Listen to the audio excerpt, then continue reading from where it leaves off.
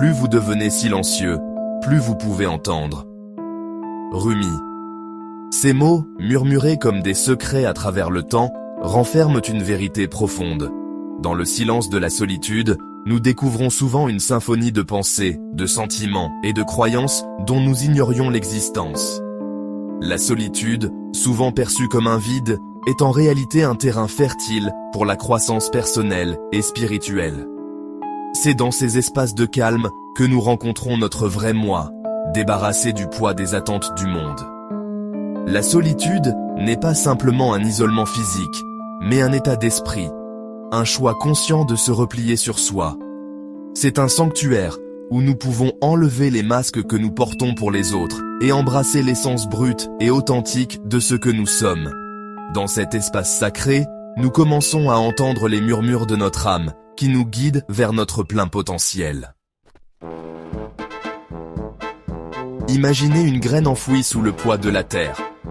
C'est dans l'obscurité et le calme qu'elle trouve la force de se libérer, de faire germer ses racines et d'atteindre la lumière. De même, nos périodes de solitude, bien que souvent difficiles, sont les creusets dans lesquels nous forgeons notre résilience et découvrons notre force intérieure. Lorsque nous affrontons courageusement les profondeurs de nous-mêmes, nous déterrons des peurs cachées, nous confrontons des croyances limitantes et nous en ressortons plus forts, plus compatissants. Ce processus de découverte de soi n'est pas toujours confortable, il peut être désordonné, voire douloureux. Mais comme un sculpteur qui taille la pierre pour révéler le chef-d'œuvre à l'intérieur, c'est à travers ce feu purificateur que nous devenons notre moi le plus authentique. Comment, alors, naviguer sur le terrain de la solitude sans perdre de vue notre foi? Comment maintenir la flamme de la croyance brillante au milieu des ombres du doute? La réponse réside dans la cultivation de pratiques qui nourrissent l'âme, la prière, la méditation et la connexion avec la nature. Tout comme un jardinier prend soin de ses plantes avec attention, nous devons arroser le jardin de nos cœurs avec des pratiques qui favorisent la paix intérieure et la connexion avec le divin. La prière quotidienne devient une bouée de sauvetage, une conversation directe avec la source de toute création. La méditation apaise l'esprit, nous permettant d'entendre les murmures de l'intuition et des conseils. Et la nature, avec sa beauté impressionnante, nous rappelle l'interconnexion de toutes choses.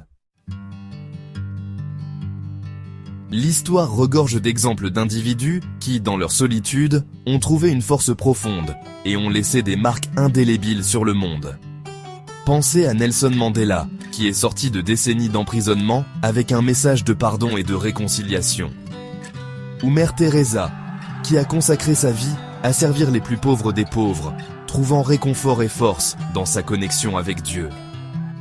Ces âmes lumineuses nous rappellent que la foi n'est pas une acceptation passive, mais un choix actif que nous faisons chaque jour. C'est la croyance inébranlable en quelque chose de plus grand que nous-mêmes, même lorsque nous ne pouvons pas voir le chemin à parcourir.